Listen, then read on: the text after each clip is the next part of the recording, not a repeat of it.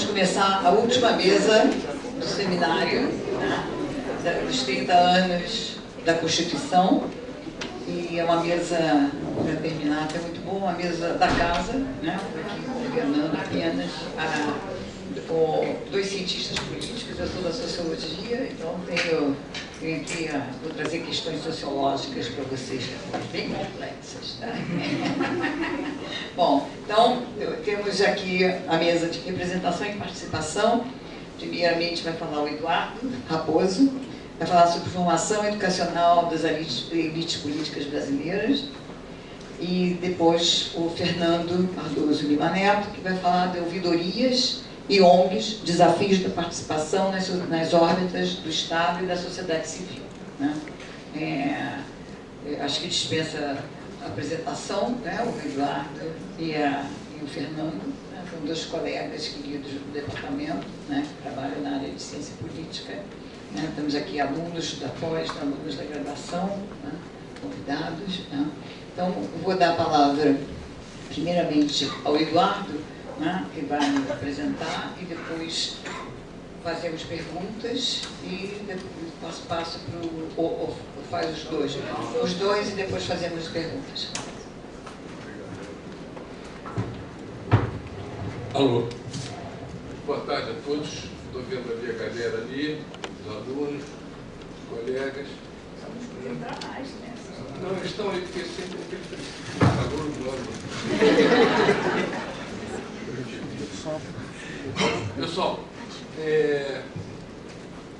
eu vou falar sobre essa mesa sobre representação política. Eu vou falar sobre um capítulo, né, uma parte de uma pesquisa que nós estamos fazendo, um conjunto, alunos de doutoramento, mestrado, alunos da graduação, né, e essa pesquisa é sobre as elites políticas brasileiras. Ela tem a intenção de conhecer um pouco, né, o perfil das elites, a dinâmica dessas elites, né, as características fundamentais dessas elites, né, a proveniência dessas elites.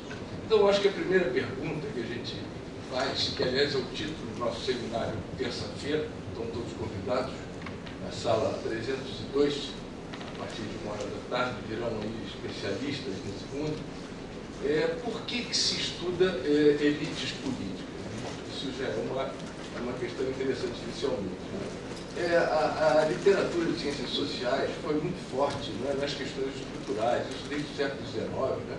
Então, elites políticas era conhecidamente um fenômeno superestrutural, né, que era uma decorrência, né, das questões mais estruturais, então seria bastante secundário olhar para as elites políticas. Isso foi uma posição do fundador das ciências sociais, Karl Marx, né, que só deu autonomia às elites políticas numa análise que ele fez da 18 de Brumário, né, onde existiu um empate da luta de classe, aí surgiu, né, o político como protagonista. Né? No mais, as análises marxistas, do próprio Marx, né, marxinianas, foram análises estruturais. Mas, por outro lado, outro alemão, né, não fez essa avaliação. Né? O Max Weber, ele dizia que se você quiser entender o político, olhe para o político.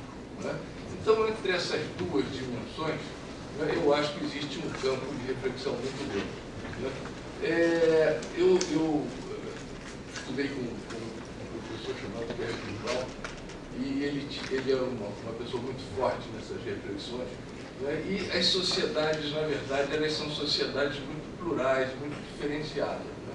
E a essa literatura francesa, né, se juntou também outra literatura, tem clássico, o Goffman, né, que fala, bom, se você estiver olhando para uma sociedade de Estado forte, né, ou para uma instituição de Estado forte, convém você olhar para os valores dessa instituição. Esses valores, naturalmente, vão ser depositados, vão ressocializar os seus membros, e esses membros vão falar em função, vão absorver, né, os casos típicos são as Forças Armadas, né, as ordens religiosas. Né? Mas, se você estiver olhando, por exemplo, uma sociedade liberal, né, como a sociedade vitoriana, como a Inglaterra, como os Estados Unidos, convém você olhar para a sociedade, para os valores dos indivíduos, porque esses indivíduos vão se confrontar com o Estado, que, na verdade, recebe esses valores. Né? Então, entre essas posições, eu acho que nós temos um cardápio de possibilidades sociológicas para serem usados em diferentes ocasiões, circunstâncias e objetos, né?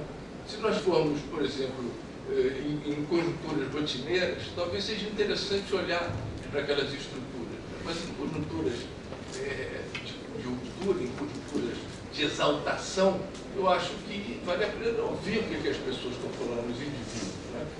Em países liberais, a sociedade é forte, os indivíduos são fortes. Em sociedades de Estado forte, o contrário.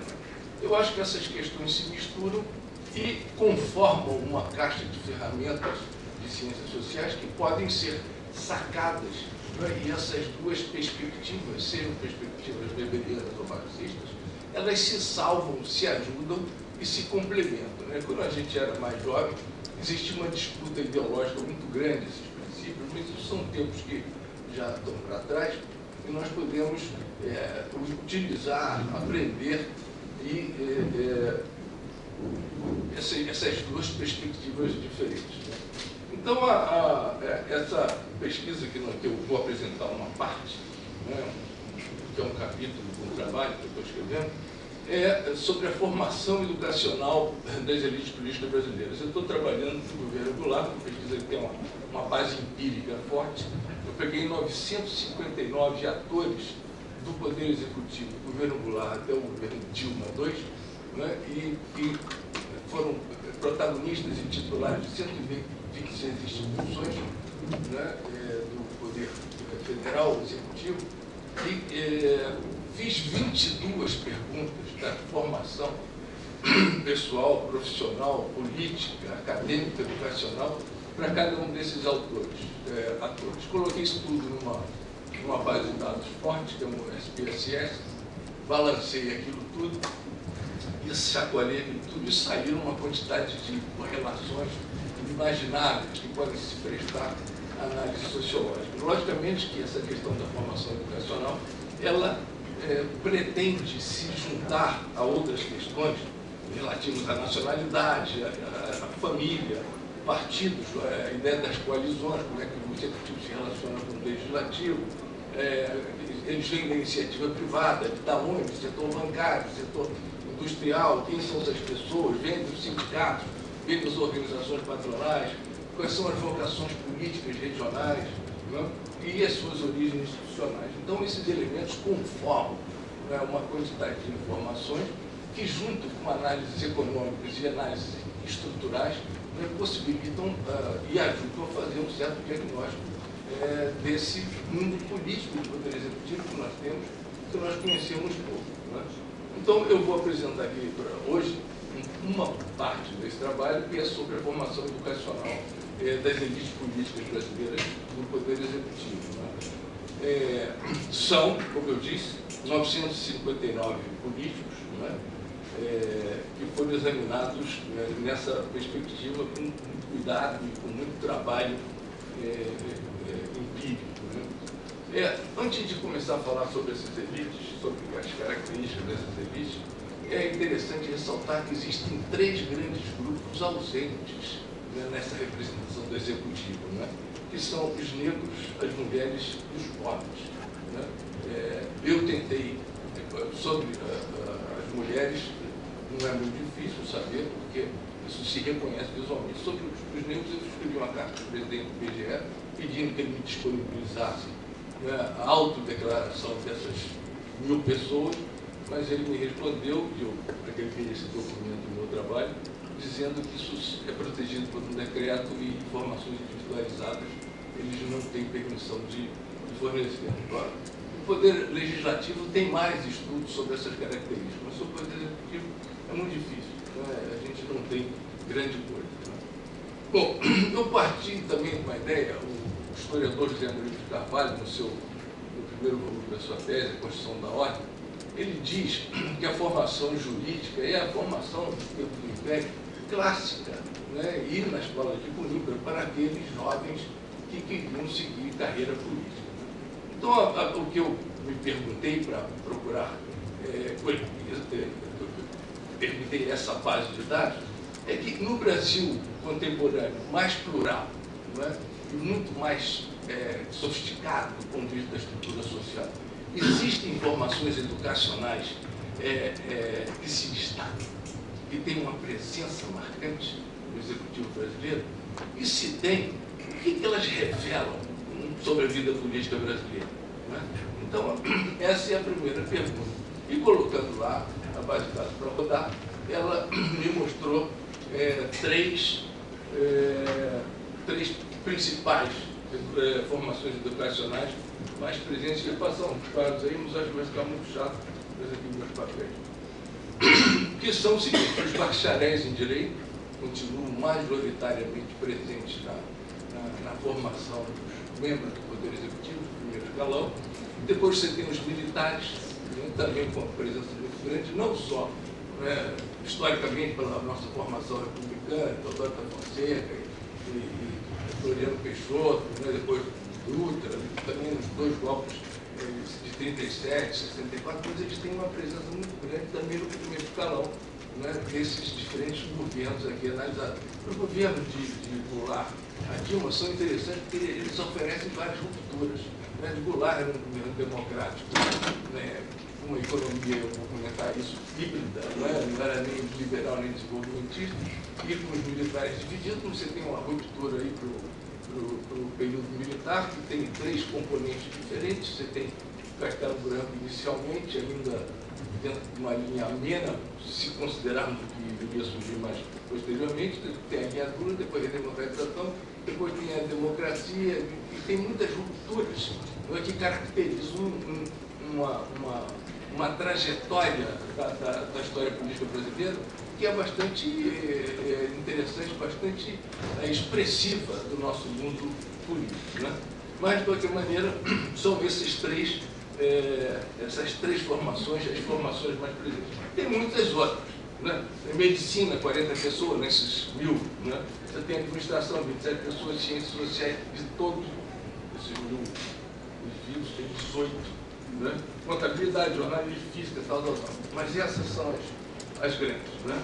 Dessas três formações, que somam 698 nomes, os advogados, os bacharéis em Direito, são um número de 267. Os técnicos, que eu dividi entre economistas e engenheiros, são 278 e os militares 155. Para melhorar um pouco essas variáveis do ponto de vista de fazer combinações significativas que nos digam alguma coisa sobre esses diferentes governos desse período, eu dividi os bacharéis que foram para o Ministério da Justiça em dois tipos, usando a tecnologia do Pareto, os leões e as raposas, períodos autoritários, períodos de constrangimento, de assinaturas de atos institucionais graves, funcionários dos leões, que são agentes repressores da ordem. E nos momentos de negociação, momentos de redemocratização, seriam mais os juristas negociadores, seriam mais as raposas. Os economistas, por sua vez, existe uma... Obrigado.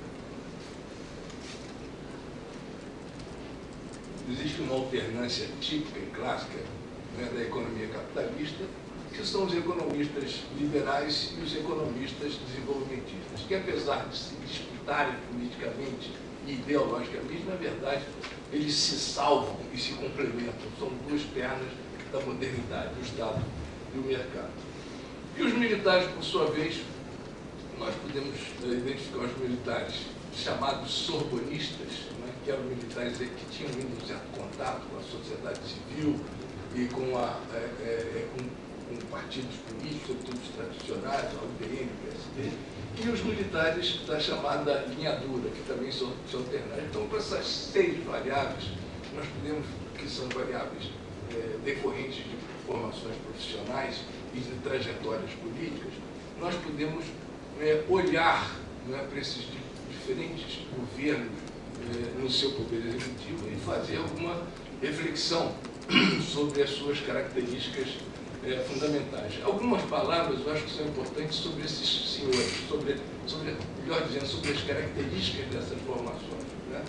Os bacharéis, que até hoje, né, é uma formação escolhida pelos jovens que vão seguir a carreira política profissional, isso depende muito, né, os bacharéis, de onde eles se formaram, né, de onde nós estamos olhando. No país de Estado forte, por exemplo, que o caso paradigmático é a França, né, os bacharéis em direito mais prestigiados são aqueles bacharéis que se dedicam, né, à reflexão do direito do Estado, do direito administrativo, do direito constitucional.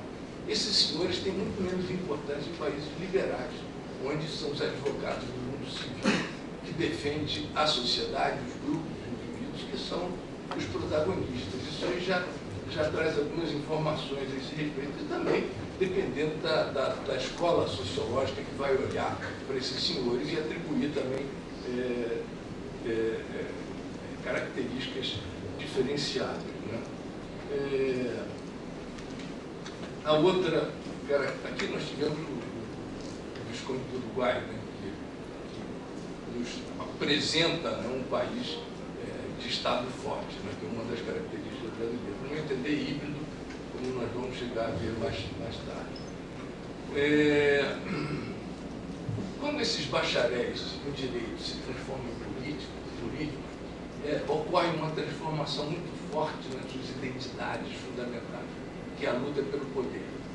Então, a estratégia de acesso ao poder, né, se reveste, né, de uma importância extraordinária que nós entendemos isso hoje. Não são mais apenas bacharéis em direito, são bacharéis em direitos que são políticos e que lutam, né, por uma escalada rumo ao poder, rumo aos interesses pessoais dos seus partidos, dos seus grupos, dos seus interesses.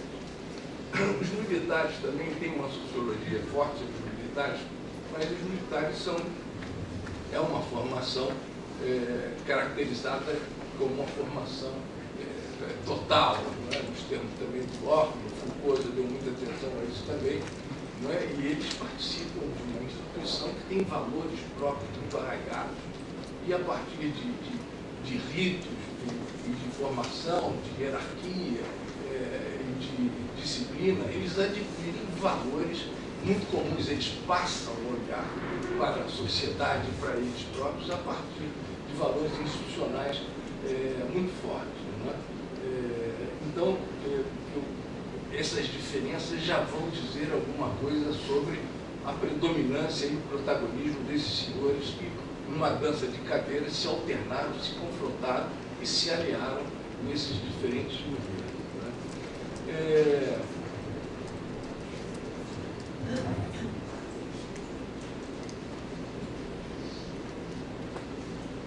A terceira caracterização são os técnicos. Os técnicos chegam ao mundo político, né, quando chega também a modernidade dos países, quando chegam os processos de industrialização, de urbanização, as escolas técnicas, né, as escolas de engenharia, as escolas de economia, as instituições que exigem conhecimentos mais científicos, né, as instituições econômicas, as instituições como Vale do Rio Doce, Petrobras, Eletrobras, os bancos centrais. Né? Então, o técnico passa a ter uma importância muito grande, né? Junto da hierarquia dos militares, né? E da bagagem discursiva, né? dos bacharéis, o técnico chega ao mundo da política. Né? Eles foram, considerando-se os engenheiros e os economistas, eles foram majoritários, né? Nesse universo de 1959 atores. Né? Separadamente, não. Mas esses técnicos eles tiveram uma importância muito grande na modernização, né, dos países do mundo ocidental. Aqui no Brasil eles chegaram juntamente com o corporativismo autoritário, né, que foi implantado no governo Vargas no início dos anos 30, com a industrialização do país, com a modernização, com a urbanização. Né? Então, o técnico adquiriu uma importância muito grande, né, solapando, inclusive, espaço político dos bacharéis. Né? Então, e os economistas, finalmente, separadamente dos engenheiros, eles adquiriram também um protagonismo muito grande, tem uma presença muito grande nesse universo, né? E o que é preciso notar é que os primeiros economistas, na verdade, eles não foram formados em economia, porque não existia uma faculdade de economia moderna no Brasil. Só quando o Bourdieu voltou lá da reunião de Bretton Woods, no final da Segunda Guerra Mundial, ele trouxe um currículo moderno de economia, com macroeconomia, com microeconomia, né? E aí essas escolas começaram a formar economistas, né? Inicialmente a USP, que era uma escola desenvolvimentista, e aqui na Getúlio Vargas, a Universidade Federal do Rio de Janeiro, né? Hoje em dia são muitos programas de pós-graduação e bastante mais plurais também. Esses economistas, por sua vez, divididos em economistas de formação desenvolvimentista, né? Da escola da CEPAL, da escola de Campinas, né? Onde a vocação fundamental era produzir um crescimento acelerado, né? Eles se alternaram com os economistas liberais, né? Que eram economistas que trabalhavam dentro de outra dimensão, né? Com políticas monetárias, políticas fiscais, né? Então eles também se alternaram em decorrência de uma própria alternância que ocorre na política econômica do mundo ocidental capitalista, né? Então esses são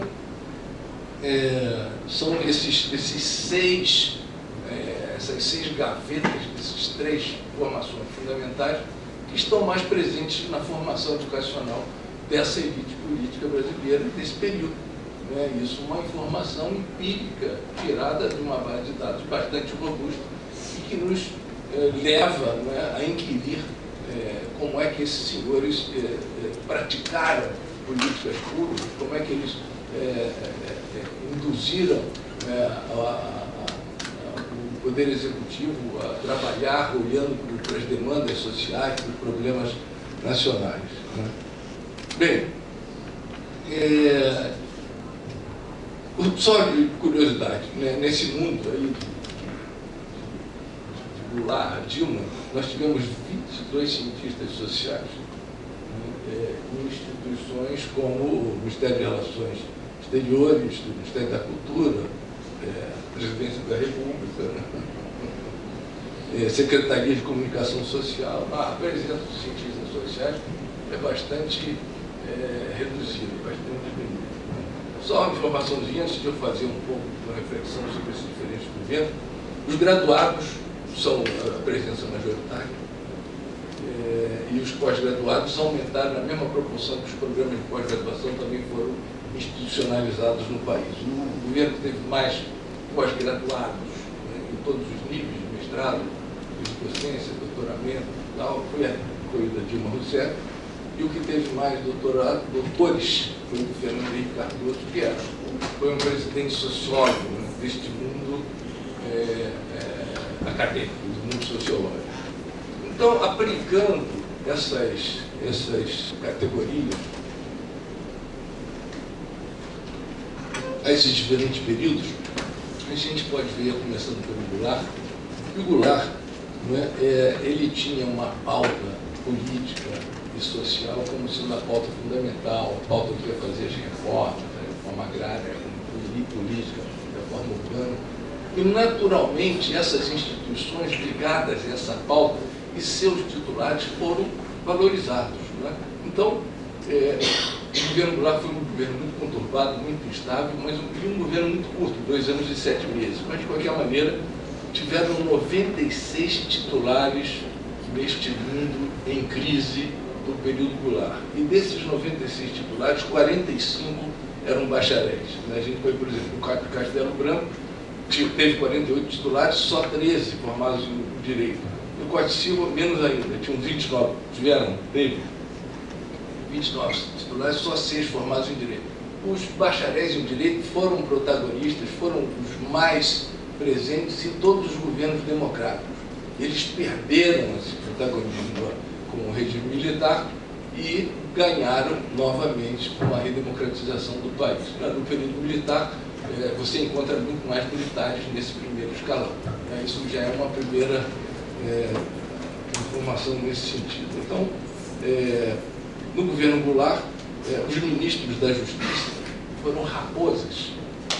nenhum era parente meu, era no sentido de serem negociadores. Né? E o caso mais típico foi do Abelardo Lema, que era um político PSD paraibano, né? E que foi um líder da maioria do governo do Juscelino Kubitschek, que era uma pessoa que tinha como função produzir legitimidade desse governo dentro do Congresso Nacional. Então, é uma vocação muito própria, né? Muito específica. Né? Então, do ponto de vista dessa formação, né, os ministros da Justiça, bacharéis do direito do governo Goulart, tinham essa característica da negociadores. Os militares eram divididos, né?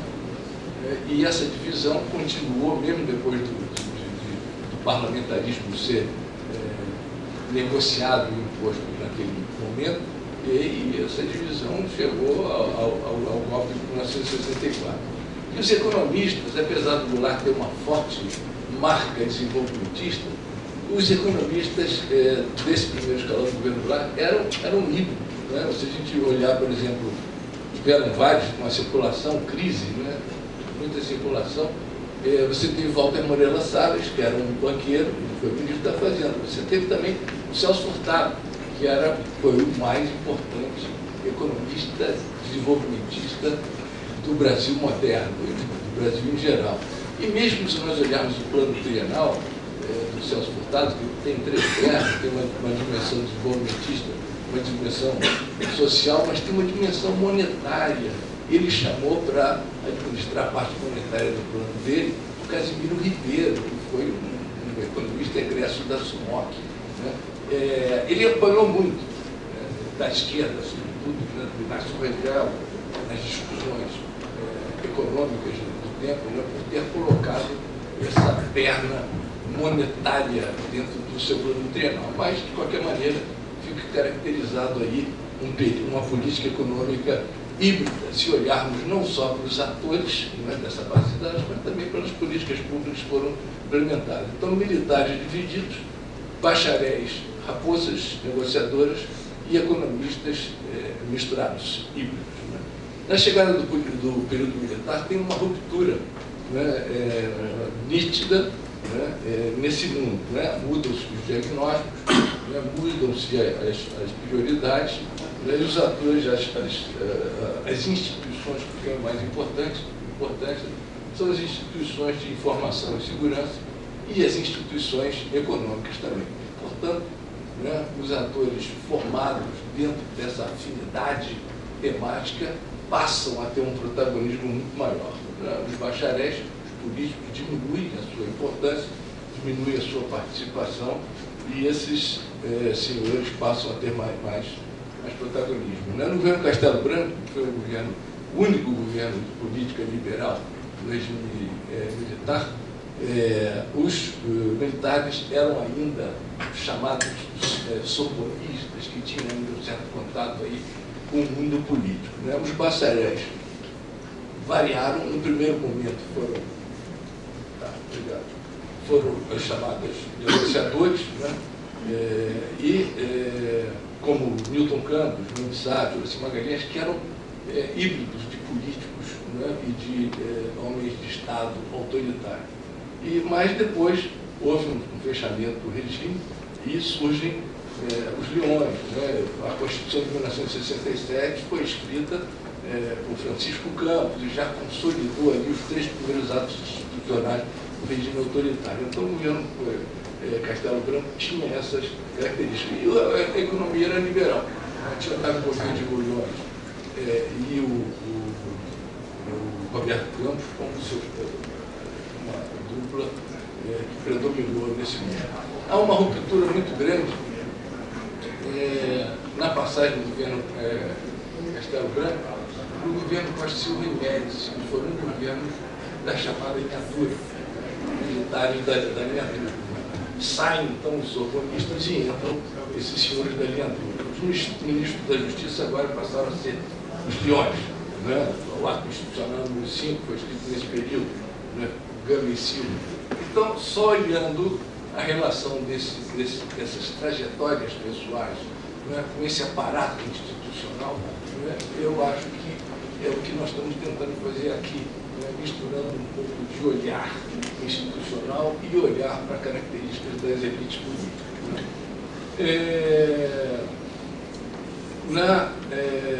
Na parte econômica, também há uma mudança de diagnóstico muito grande. Sai o pessoal, os liberais, cariocas, botaram 2 milhões e entram os paulistas desenvolvimentistas definem. O que eu queria comentar aqui é o seguinte: essas duas dimensões sempre são complementares. Eu vi aqui também essa coisa de neoliberalismo, de sei lá o que, de desenvolvimentismo, mas todo período desenvolvimentista foi precedido por um período liberal, que arrumou a casa.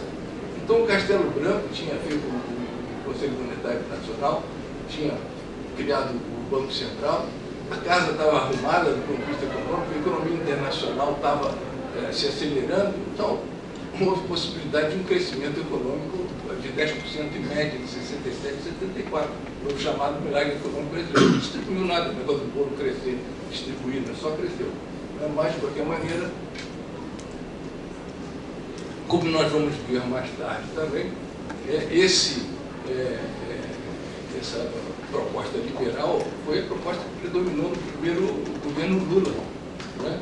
Ele manteve aquelas formulações do Arminio Fraga e só depois do primeiro período que as condições nacionais e internacionais possibilitaram que houvesse um pé no acelerador, a China crescendo, a década das commodities e tudo mais.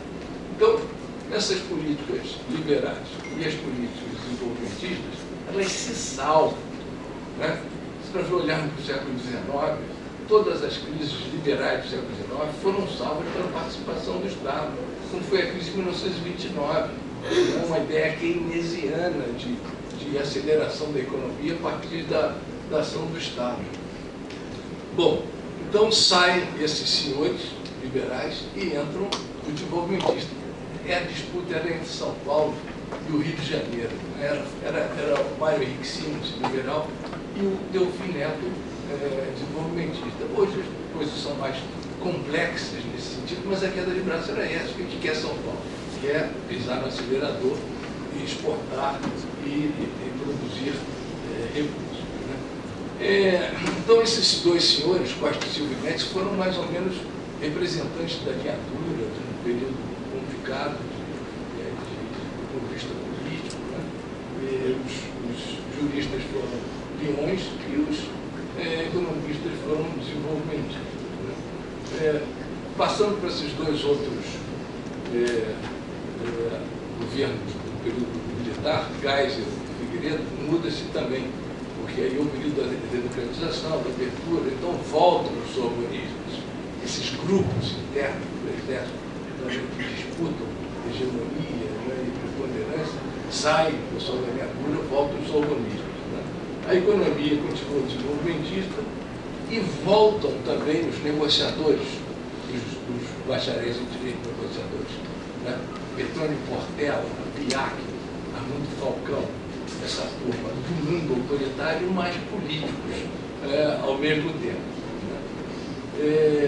Bom, no mundo democrático, depois da redemocratização, depois de Sarney até Lula I, né, a economia foi completamente liberal. O negócio era olhar e tentar decifrar o inimigo número 1 da sociedade, que era o processo inflacionário altamente corretivo, que não deixava o valor da moeda produzir bem-estar social. Né? Voltam os bacharéis a predominar, né? Os ministros da Justiça voltam a ser os negociadores e os militares perdem protagonismo. Então, a partir desse governo até o governo de Dilma II, os militares perdem protagonismo. Não tem mais importância política e diminui completamente a sua participação nesse primeiro escalão. E o outro corte possível é do segundo mandato do governo Lula ao segundo mandato do governo Dilma, né? E os economistas desenvolvimentistas têm predominância, mas já começa a haver um problema de equilíbrio nas contas públicas, já tentam colocar lá o Levi, Joaquim Levi, que está aí de novo. que veio da escola de Chicago. Só que o Levi perdia todas, não vê que tinha Limanter, desenvolvimentista, Dilma, desenvolvimentista, o Mercadante, desenvolvimentista, aquele Barbosa, desenvolvimentista. Colocaram ele ali por alguma coisa, né? Alguma pressão, alguma justificativa. Né? Os militares sem protagonismo. E, só para fazer um determinado fecho aqui, esse período todo, isso é um fechamento que vai estar em outras partes dessa pesquisa, houve muita mudança, mas ninguém mexeu no núcleo autoritário corporativo criado por Getúlio Vargas no início dos anos 30 e 40. Esse núcleo de sindicatos oficiais, esse foro privilegiado vem da Constituição de 1824. Os políticos, e aí não tem partido político, aí é o grupo político. Né? E eu acho que nesse sentido o Raimundo Faoro está atualíssimo. Né? Você olha os políticos, os membros do Supremo Tribunal, você vê ali, né, aquela estamento, né, aquele grupo que unido. Nisso, nada, só agora o pagamento do imposto sindical que foi suspenso.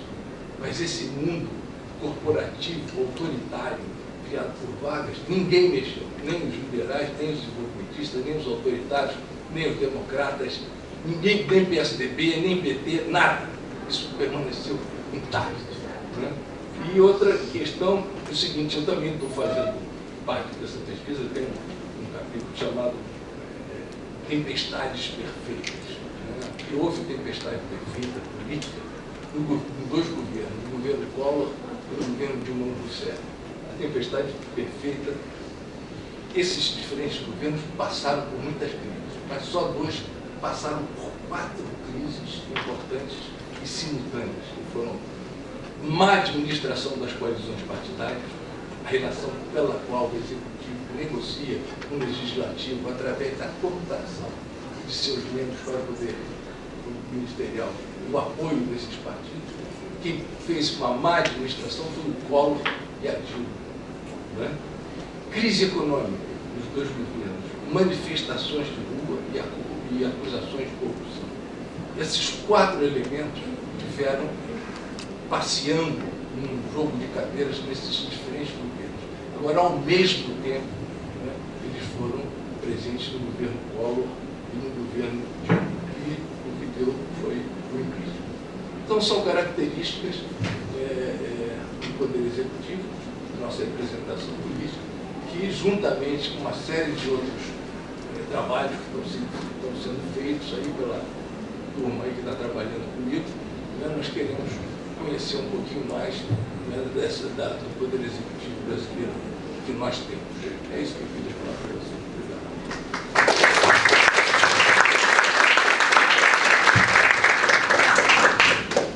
Obrigado, Eduardo. Eu vou passar a palavra para o Fernando, que vai falar sobre ouvidorias. O Eduardo falou um pouco da questão da representação, né, da Constituição das elites, né? Agora o Fernando vai falar mais sobre a questão da participação na sociedade.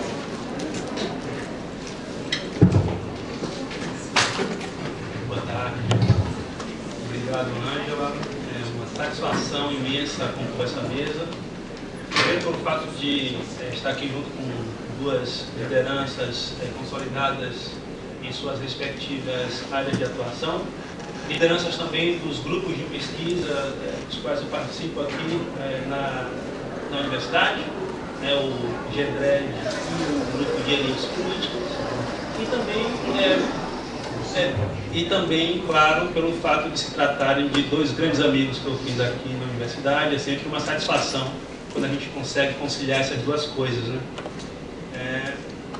Uma outra razão que me deixa, de fato, bastante entusiasmado, animado de participar dessa mesa é o fato de tratarmos aqui de um tema, a relação entre representação e participação, que já aparece no início da Constituição, no parágrafo único do seu primeiro artigo, que diz: todo poder emana do povo, que o exerce por meio dos representantes eleitos, tema clássico da democracia representativa, ou diretamente nos termos definidos por esta Constituição. A questão da participação, essa discussão da relação entre representação e participação é um dos temas mais atuais na teoria democrática. Eu vou defender aqui a ideia de que, de alguma forma, a Carta Constitucional catalisou esse debate que começou justamente lá no final do século XX. Eu gostaria, inicialmente, de partir da noção do que Anthony Giddens chamou de dupla hermenêutica, para caracterizar essa relação dialógica que existe entre as teorias das ciências sociais e o mundo social. Por um lado, as teorias produzem conhecimento sobre o mundo, um conhecimento que é assimilado de forma variada pela sociedade. Normas, instituições, comportamentos individuais, são muitas as esferas que tornam possível assimilar ou reagir a esse conhecimento. No entanto, por outro lado, a maneira como essas esferas assimilam ou reagem ao conhecimento gerado pela teoria termina por implicar em consequências diretas no âmbito dos processos sociais, o que, por sua vez, termina por produzir um efeito sobre a própria teoria. Dito de outra forma, teoria e mundo social estão mutuamente condicionados. Não há anterioridade ontológica de um sobre o outro. Não há relação de causa e efeito. Teoria e mundo mudam juntos, mas não em simples correlação direta. Um exemplo evidente disso pode ser encontrado no conceito de democracia. Sabemos todos que os significados associados à ideia de democracia mudam em função dos fenômenos históricos dentro e através dos quais eles são produzidos. Nunca é demais lembrar que, em O Federalista, obra das mais fundamentais para entender o sentido moderno de democracia, a democracia representativa, Publius está a todo momento opondo duas formas de governo: a democracia, que ele associa ao modelo da antiguidade clássica, e a república, uma forma de governo que hoje chamamos de democracia representativa. Ainda na teoria democrática, outro exemplo bastante convincente dessa relação ambivalente entre teoria e mundo social é o que a literatura chama de minimalismo democrático, uma abordagem influenciada por autores como Schumpeter, Bergson e Eckstein, que trata dos requisitos institucionais mínimos para caracterizar uma democracia, diferenciando-a de formas autoritárias de governo. Esses requisitos sempre giram em torno da ideia de eleição, reforçando o entendimento de que a representação seria a sua principal característica. Ora, o predomínio teórico durante boa parte do século XX do minimalismo democrático, com seu foco centrado no tema das eleições, é compreensível em um contexto histórico onde o número de democracias no mundo era bastante reduzido se comparado à atualidade. Naquele contexto, uma das tarefas mais importantes que as teorias sociológica e política enfrentaram foi o de diferenciar a democracia de formas autoritárias de governo, razão que justificava a ênfase maior no tema das eleições. A partir do fim do século passado, quando o número de democracias no mundo mais do que duplicou em um curto intervalo de tempo, ali entre os anos 70 e 90, a teoria democrática passou a passar por um momento de revisionismo radical a fim de absorver as transformações associadas a essa ampliação da democracia. Cada vez mais, os analistas foram se convencendo de que as eleições são condições necessárias, embora não suficientes, para assegurar um regime democrático. Os autores passaram então a formular novos conceitos para tratar de uma concepção mais ampliada de democracia, como, por exemplo, capital social, confiança, accountability horizontal, império da lei, ou mesmo a ideia de participação, que até muito recentemente era visto como algo incompatível com a democracia representativa. Na maior parte do século XX, o minimalismo democrático associava a participação apenas ao modelo da democracia clássica. Na democracia representativa, a participação deveria se resumir ao voto. Mais do que isso, poderia comprometer a própria democracia. Participação era antes associada aos regimes totalitários, como o nazismo e o fascismo. O fato de ter seu texto aberto com uma referência explícita a essa combinação, até recentemente vista como improvável, entre representação e participação, indica uma forte sintonia entre a Constituição e as mudanças que começavam a acontecer no âmbito da teoria democrática. Essas mudanças vieram à tona na esteira de acontecimentos que redefiniram a geopolítica mundial no fim da década de 1980, O revival teórico das noções de sociedade civil e participação acompanhou um processo de transformações sociais que aconteciam em escala global, como o fim da Guerra Fria, as transições democráticas no leste europeu e na América Latina. A Constituição brasileira catalisou em seu texto parte considerável dessas transformações que aconteciam na órbita política, na órbita da teoria, o que não por acaso lhe rendeu o apelido de Constituição Cidadã. Assim, o texto da Constituição de 88 já se presta por si mesmo à análise da relação entre democracia e participação. No entanto, entre representação e participação.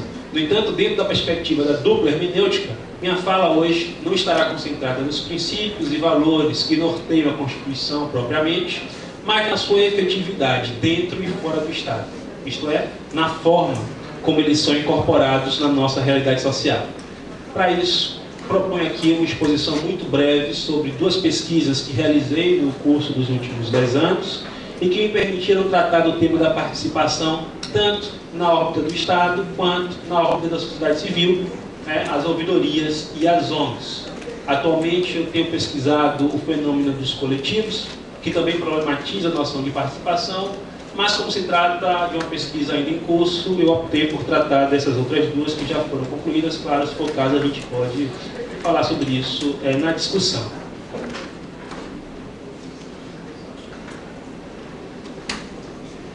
A Constituição de 88 prevê uma série de estímulos e mecanismos de participação que possuem o objetivo de introduzir a sociedade nos processos de planejamento e execução das políticas públicas e no funcionamento das instituições governamentais.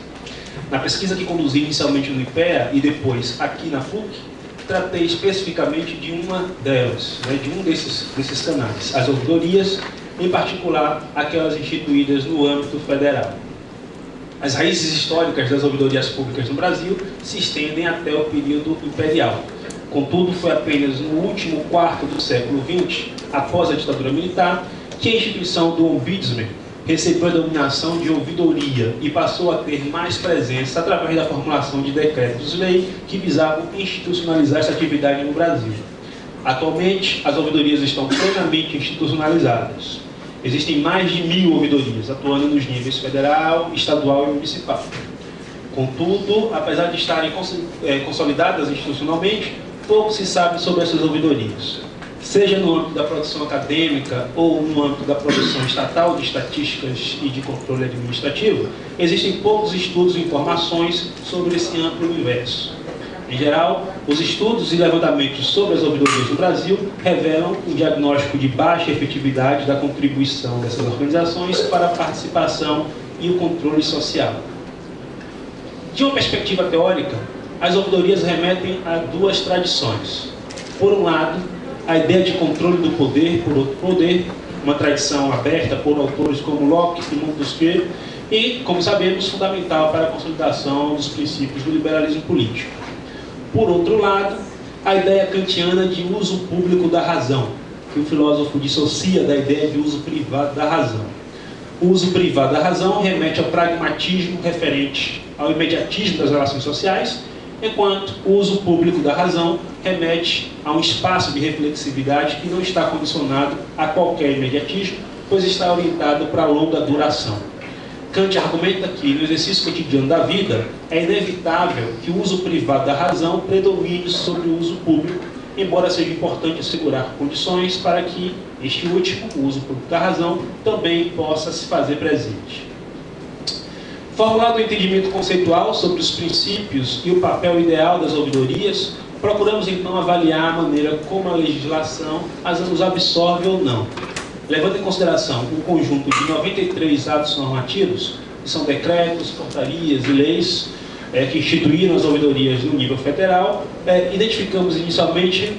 procuramos inicialmente identificar essas instituições, levando em consideração esses atos normativos, com base no cadastro do Sistema de Informações Organizacionais do Governo Federal, o CIORG.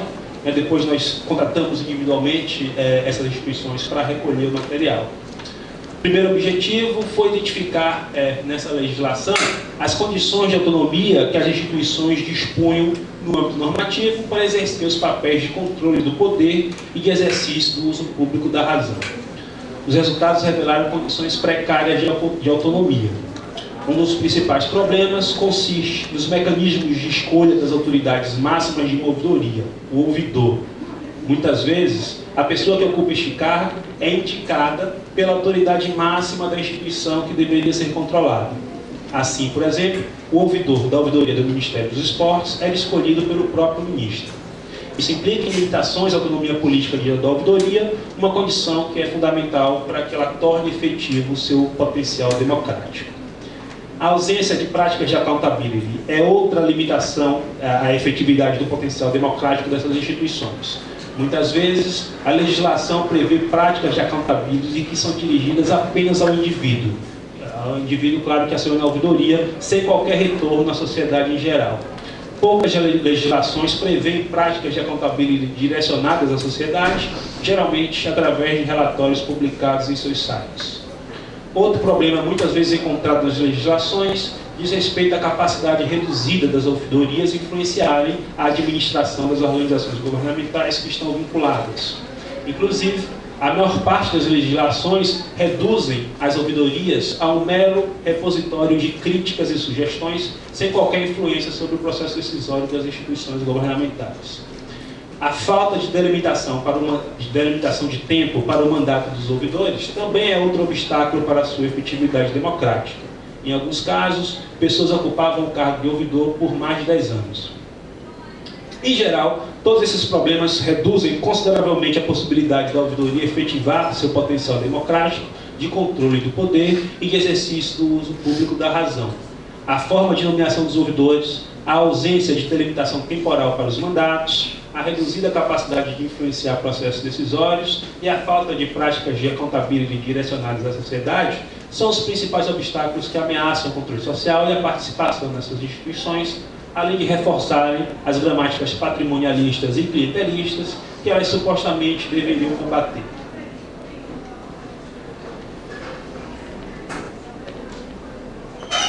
Passo agora a tratar da pesquisa sobre ONGs, que conduzi entre 2007 e 2013, inicialmente como pesquisa de doutorado e convênios firmados com o SEBRAP e o IPEA.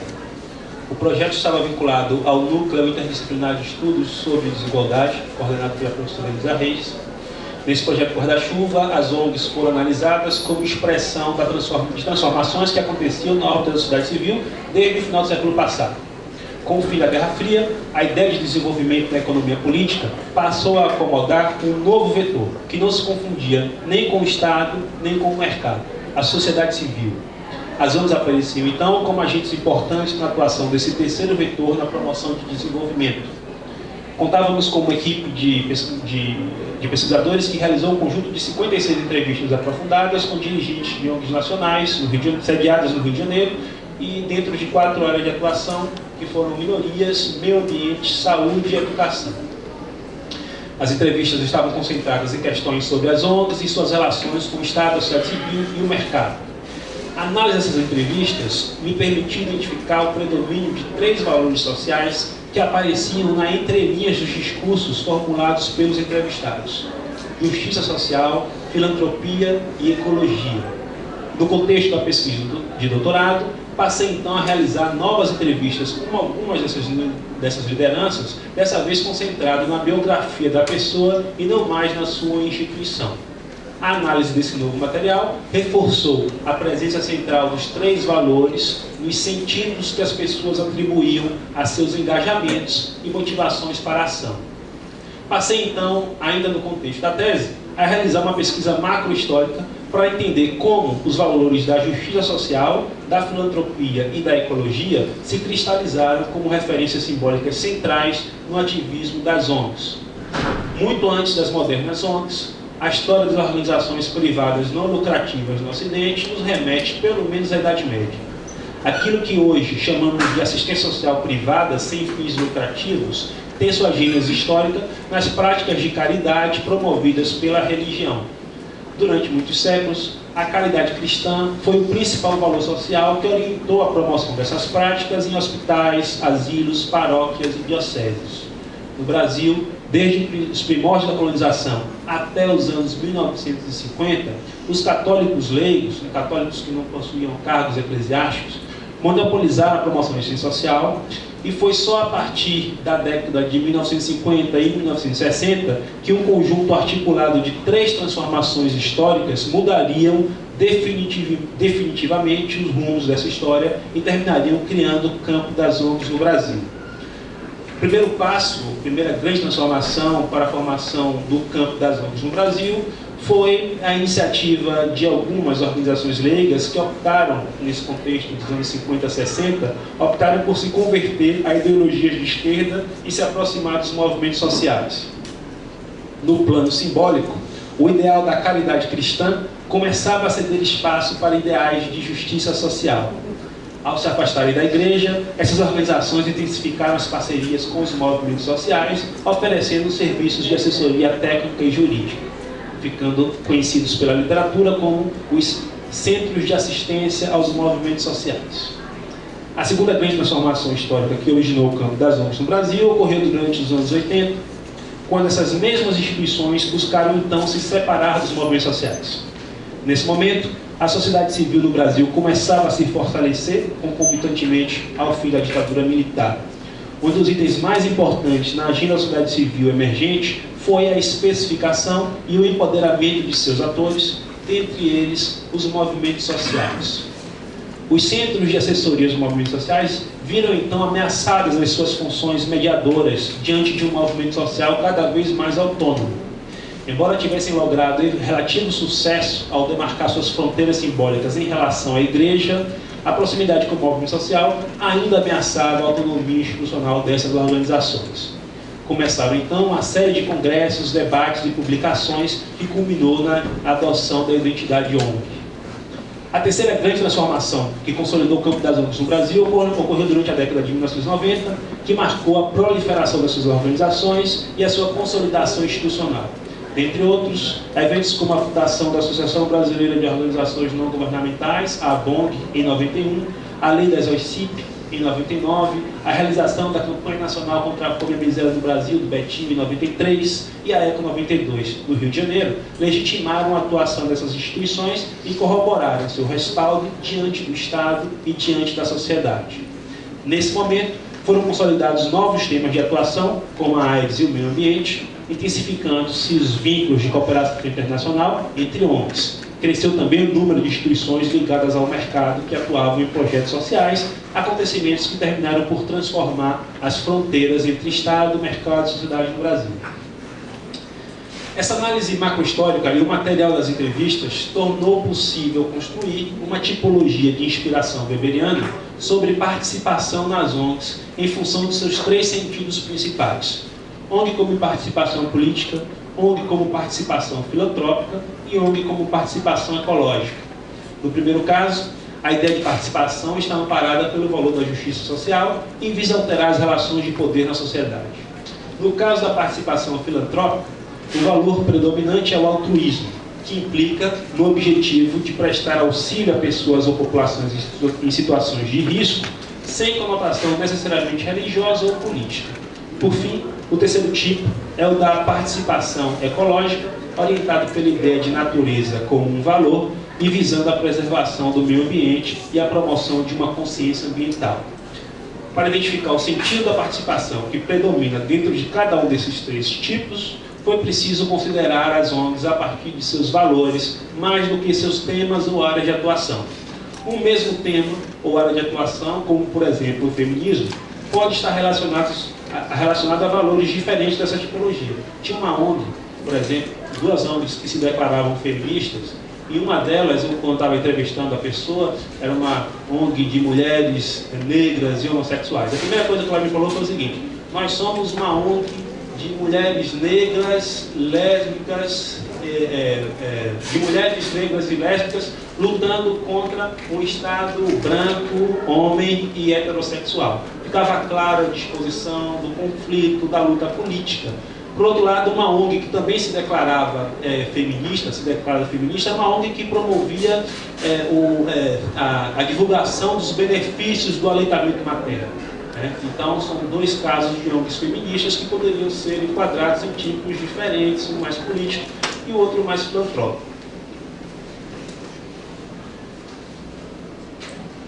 Para concluir, no caso das ouvidorias, o desafio premente é o de estabelecer as condições institucionais mínimas, mesmo que não suficientes, para que elas funcionem de acordo com seus propósitos democráticos. Essas condições são mínimas porque sem elas não há como sequer conceber as funções democráticas desse tipo de instituição. Mas elas não são suficientes porque a sua efetividade escapa a qualquer forma de engenharia institucional, já que está condicionada também pela cultura política e pelo comportamento dos atores. É muito comum, quando a gente fala em ouvidoria, as pessoas fazem, no senso comum, uma analogia à ideia de SAC, serviço de atendimento ao consumidor. O SAC, como nós sabemos, é uma representação da empresa diante do consumidor. A ouvidoria não é isso, é o contrário, ou pelo menos deveria ser. Não é a representação do governo diante do cidadão, mas é um espaço que torna possível ao cidadão dar algum tipo de contribuição substantiva dentro das organizações do governo. Por outro lado, no âmbito das ONGs, o desafio premente é pensar as consequências teóricas e sociais da emergência de novas formas de representação política, não mais referendadas por uma autorização formal concedida mediante processo eleitoral. Tem uma grande literatura sobre isso, no mundo e no Brasil em particular, para questionar que tipo de representação, se é possível chamar de representação, são exercidas pelas ONGs. Representação, da forma como a gente aprende na teoria política, nos cursos de teoria política lá fora, é uma coisa que remete à concepção hobbesiana de autorização formal que o representado concede ao representante via processo eleitoral. As ONGs não dispõem dessa autorização formal. Às vezes elas fazem representação de temas, como no caso do Greenpeace, por exemplo. E aí, o que os autores, os analistas tentam identificar são os novos critérios que podem eventualmente legitimar esse tipo de representação. E eu cito rapidamente dois casos também da pesquisa que eu fiz. Em um deles, uma ONG, que era uma ONG que atendia crianças para dar reforço escolar na cidade de Niterói, e que é uma ONG liderada por um físico, professor titular, se não me engano, na UF, um cara com carreira internacional consolidada, que trabalhou nos melhores laboratórios, do Max Planck, etc., mas que foi garoto de rua na infância. Então, o fato dele ter sido garoto, a experiência pessoal dele credencia ele a exercer esse tipo de liderança ou de representação, mesmo não tendo sido eleito pelas crianças, pela família das crianças. Um outro exemplo é uma ONG que atua no sentido de defender os direitos de pessoas dos ostomizados, pessoas que fazem cirurgia na região do estômago, e aí tem que usar aquela bolsa, que igual do Bolsonaro, a bolsa que fica, chama bolsa coletora, que é uma bolsa que fica dentro da camisa e para onde vão os excrementos. Essa ONG atua no sentido de reivindicar do Estado que distribua esse material para as pessoas que não podem pagar, ou de cobrar das empresas que produzam material de mais qualidade, que não cause rompimento, constrangimento às pessoas. Mas não foram eleitas por essa população. No caso aí, era um médico que tinha expertise nessa área, que se juntou com outros médicos que também tinham expertise nisso, e decidiram formar a ONG para falar em nome dessa população. Então, no primeiro caso, a gente pode pensar a ideia de experiência, no segundo, a ideia de expertise, como critérios que estão legitimando uma potencial representação por parte dessas ONGs. É o que a gente chama na literatura de advocacy. Isso, claro, implica uma série de problemas. O fato de não serem formalmente autorizados a exercer a representação implica no fato também de que eles não estão presos a nenhum tipo de accountability, eles não precisam prestar contas, eles não estão sujeitos a sanções, e isso pode ser, de fato, uma armadilha. Para finalizar mesmo agora, só duas palavras sobre essa pesquisa que eu estou desenvolvendo agora sobre coletivos, que começou a partir da interpretação que eu fiz de alguns dados da pesquisa de ONGs. Uma coisa que me chamou muita atenção foi que, quando eu conversava com jovens lideranças de ONGs e perguntava por que elas decidiram participar, se engajar, militar em uma ONG, era muito comum ouvir a frase "para fazer alguma coisa". Quando essa frase começou a ficar repetida, eu pensei, bom, é uma frase significativa. O que quer dizer fazer alguma coisa? fazer alguma coisa, passa essa ideia de dar algum tipo de contribuição substantiva na política, apesar de todo o descrédito, de toda a descrença nas instituições, nos partidos, romper com esse ostracismo dominante e fazer de fato alguma coisa. O que eu acho curioso é que há 20, 30 anos atrás, um jovem ou uma jovem idealista que quisesse fazer alguma coisa, provavelmente a primeira coisa que essa pessoa faria seria se filiar a um partido político. Hoje em dia, os jovens, e acho que em 2013 deixou isso muito explícito, têm manifestado essa algeriza, que no meu entender é perigosa e danosa aos partidos políticos, e eles estão procurando recriar muitas vezes os laços de emoção com a política fora dos espaços convencionais da representação. Aí vem as ONGs, aí vem os coletivos, e aí vem, enfim, essas outras formas de mobilização política, de participação e de ativismo. Bom, é isso. Em linhas gerais, é só uma pequena amostra de questões que a gente pode eventualmente retomar no debate. Eu agradeço. Obrigado.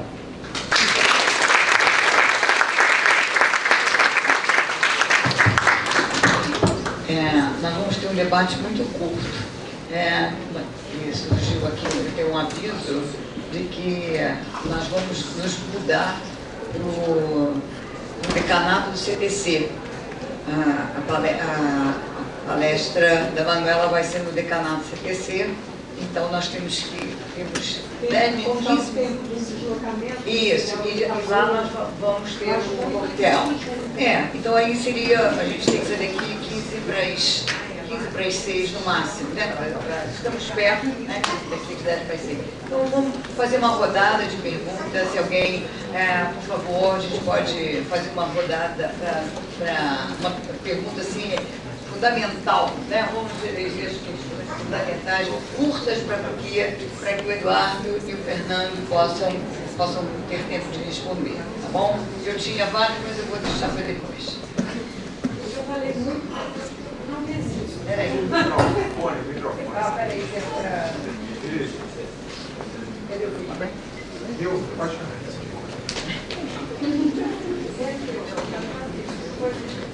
Deixa eu falar rápido aqui, eu não resisti, Fernando, no final da sua fala,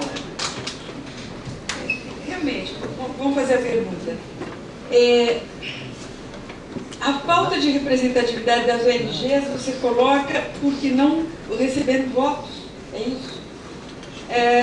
O meu modo de pensar é que você tem uma representação que é pelo voto, mas que jamais, em qualquer lugar, é claro que isso, nem a democracia participativa, nem a representativa, retiram o espaço da sociedade civil como espaço público. Então, se pensassem as ONGs, no Brasil, elas aparecem, tem várias formas, mas uma delas é que grande parte dos movimentos sociais passam a ter uma contrapartida numa ONG, que não entram todos, mas feministas que fazem uma ONG por todo lugar, ecologistas, etc. Então você tem uma conversação entre movimento social e você tem a ONG. Então eu entendi que depois ONGs não prestam contas para quem? Depois de toda a crítica política que foi feita às ONGs, as ONGs prestam muitas contas e às vezes elas são inclusive criminalizadas, algumas por causa disso, dinheiro, outras pelas questões que ela propõe. Então eu realmente assim vejo que não há como não pensar as possibilidades políticas e a visão diversificada de uma sociedade como a nossa que não se traduza também em ONGs. Deixa eu falar, já falei muito, mas eu precisava falar isso, entendeu? Realmente. Felipe.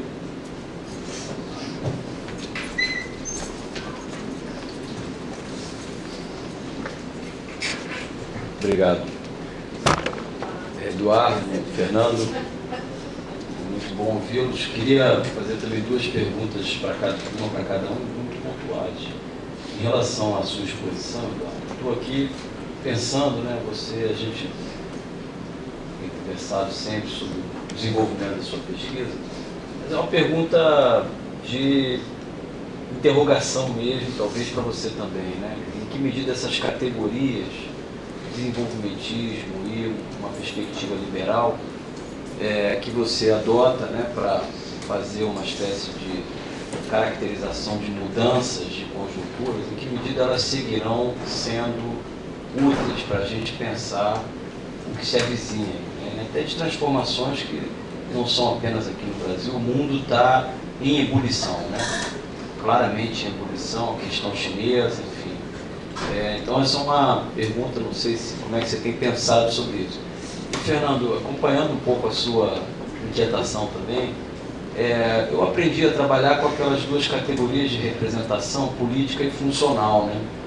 E a chamada representação funcional é feita por delegação constitucional, de algum modo. E a nossa Constituição, de certo modo, você falava disso, ela deu passagem, acolheu muito o papel das ONGs, na medida em que elas fazem, inclusive podem representar juridicamente por meio dos direitos coletivos e difusos. A questão ambiental é dramaticamente importante, a questão do consumidor também, muitas vezes envolvendo o sistema financeiro.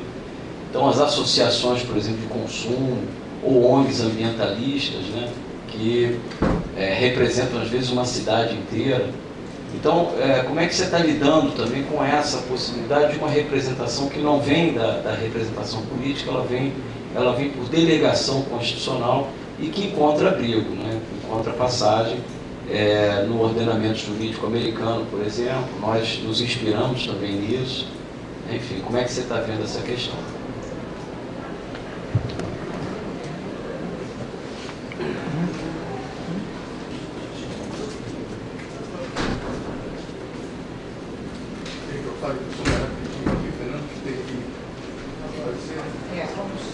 Vamos deixar então, como temos horas, né? Temos que sair em 10 minutos. Eduardo, em 5 minutos ele dá conta. Eu tinha uma pergunta para você, só tomou da liberdade. Como é que você vê nessa tua pesquisa ótima sobre elites, já que nós estamos aqui falando da Constituição, dos 30 anos de Constituição, né? Se tem um fato novo, né, nesse mundo corporativo que você descreveu, né? Tá?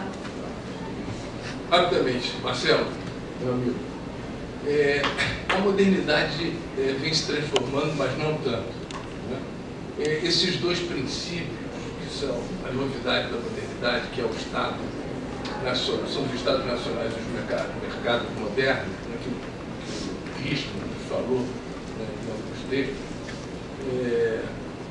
eles permanecem como as duas principais instituições que nós temos contato. Essas tensões internas entre mercado e Estado, elas ocorrem não só no interior dos diferentes governos, mas também provocando a circulação desses períodos. A crise de 2008, por exemplo, foi uma crise no mundo liberal que trouxe de novo o keynesianismo, uma participação mais forte dos Estados, né? E depois os exageros do desenvolvimentismo são curados por políticas liberais. E as crises das políticas liberais, né, são sucedidas por períodos desenvolvimentistas. Então, nesse sentido, o que vem aí, por exemplo, no governo que ganhou as eleições de Bolsonaro, o ministro da Fazenda é um formado em Chicago, né? Então, o que vem aí são remédios liberais, né, para determinados problemas do mundo do desenvolvimento. O século XIX foi tudo liberal, né? O Polanyi está aí para nos dizer isso. O século XX foi mais estadocrata, né? Então, esses elementos aí são as principais instituições que ocorrem aí. Ângela, rapidamente, o século XX foi um século hegemonizado pelo conflito capital-trabalho, né?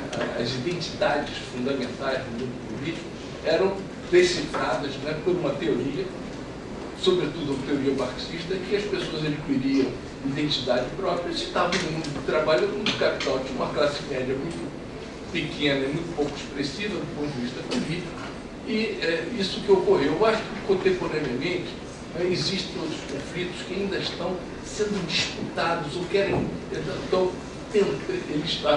esse conflito capital-trabalho, o conflito conflitos importantíssimos, basta ver o nível de concentração de renda que nós temos no país como o Brasil, onde os 10% detêm aproximadamente 50% da renda nacional, não é? Mas existem outros conflitos. E a novidade, eu acho que é essa. Não é? Os conflitos das jornadas de 2013 não foi um conflito de classe, não é? Não foi um conflito foi um conflito da sociedade dizendo para o Estado e para os seus operadores que eles estão apresentando serviços de péssima qualidade, democracia de péssima qualidade, né? Transportes públicos de péssima qualidade, né? Serviços de medicina pública de péssima qualidade. Então, isso foge, né, desse conflito tradicional que guiou toda a vida política brasileira. E os conflitos identitários também que estão surgindo, né, dessas populações que foram altamente reprimidas no século XX, eles estão agora se empoderando. Então, também os conservadores ficaram um pouco no segundo time. A Hillary perdeu as eleições, né, com uma pauta identitária. Né, e o mesmo do Obama falou, esquecemos de muita gente. Esqueceu por quê? Do branco, médio, que quer um emprego, que é um filho, do colégio. Né?